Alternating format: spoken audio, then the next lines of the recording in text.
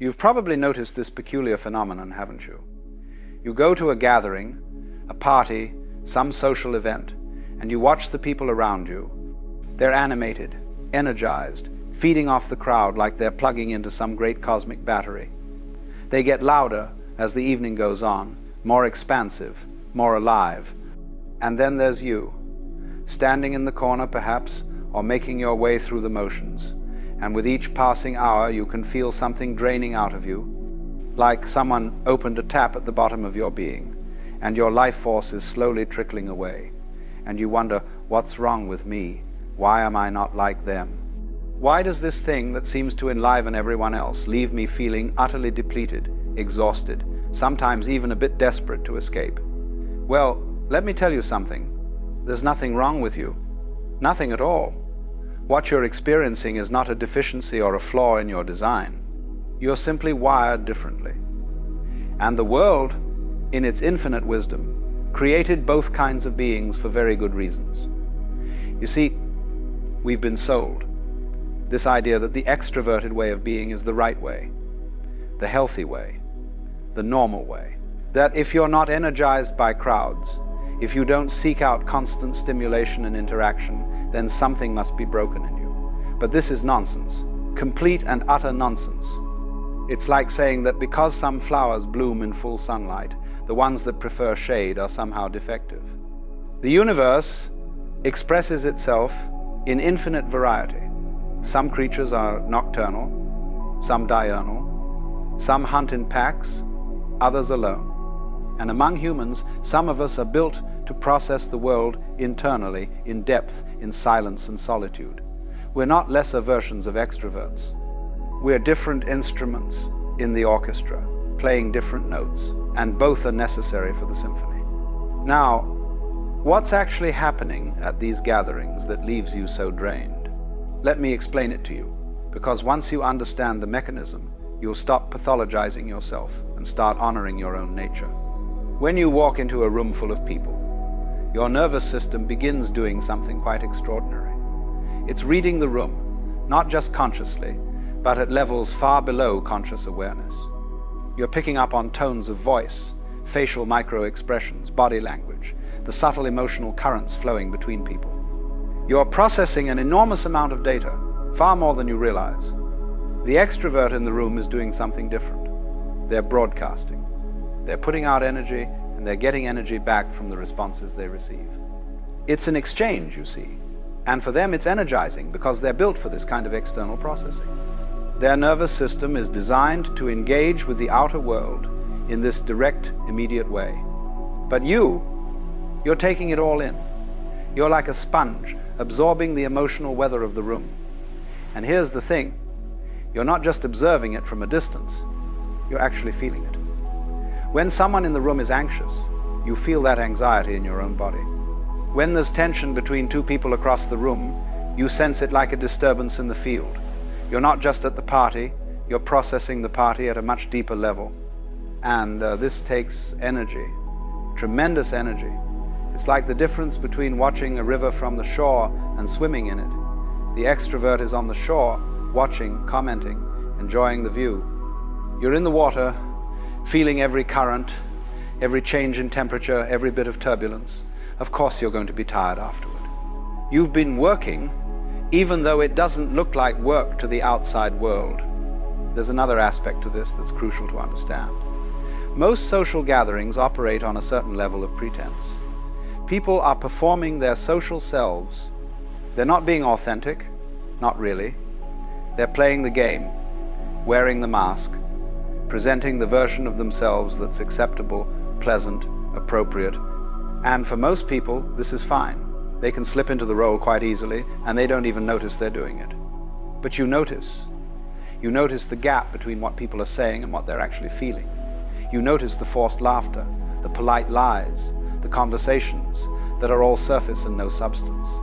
And this creates a kind of dissonance in you, a friction, because you can't quite participate in the pretense with the same ease. You want something real, something genuine, some actual connection beneath all the social choreography. And so you're caught. You're at this gathering, trying to play the game because that's what's expected, but simultaneously aware that it's a game. It's like being in a play where everyone else has forgotten their actors and thinks the stage is real life, and you're the only one who can still see the scenery for what it is.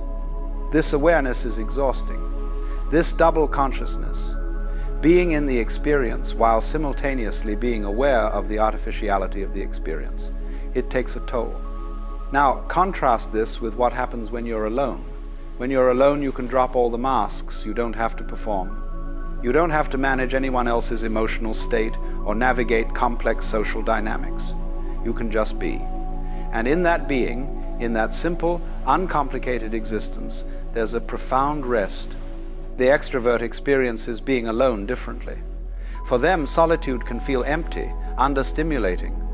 They need the external input, the interaction, the stimulation of other minds and personalities to feel fully alive. But for you, solitude is not deprivation, it's restoration. It's where you recharge. It's where you process all that input you've been absorbing, where you integrate your experiences, where you reconnect with yourself. This is why, after a gathering, you often need a significant recovery period. You're not just tired from staying up late or from the physical activity. You're tired because you've been processing vast amounts of subtle information, maintaining your social performance, managing the dissonance between authenticity and pretense, and absorbing the emotional field of everyone around you. You need time to discharge all of that, to let your nervous system settle, to return to your baseline. And here's what society doesn't tell you, what you need to understand in your bones. This is not a weakness. This is not something to be fixed or overcome. The depth of processing you're capable of, the sensitivity of your perception, these are gifts. Yes, they come with challenges. Yes, they make certain situations more difficult. But they also allow you to see things others miss, to understand at levels others cannot reach, to experience life with a richness and depth that the purely extroverted person may never know. The problem is not that you're drained by social gatherings. The problem is that we live in a society that has organized itself around extroverted values and then pathologized everyone who doesn't fit that mold. We've created a world where constant interaction is valued over deep reflection, where breadth of social connection is prized over depth of understanding, where being the life of the party is seen as superior to being the thoughtful observer in the corner. But think about what the world would lose if everyone was an extrovert. Who would do the deep thinking? Who would create the art, write the books, make the scientific discoveries that require long hours of solitary focus? Who would see the patterns that emerge only in quiet contemplation? Who would understand the subtle truths that reveal themselves only to those who know how to be still? The universe needs both. It needs the ones who are energized by interaction and the ones who are energized by solitude. It needs the broadcasters and the receivers. It needs those who skim along the surface of life and those who dive into the depths. Both are necessary. Both are valuable. Both are exactly as they should be. So when you find yourself at a gathering, feeling that familiar drain beginning, you can make a choice. You can honor your nature instead of fighting it. You can leave early without guilt.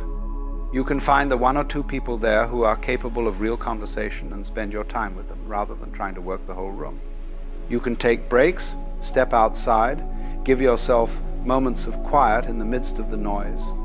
And you can stop measuring yourself against the extroverts in the room. Stop thinking that their way of being is the right way and yours is the wrong way.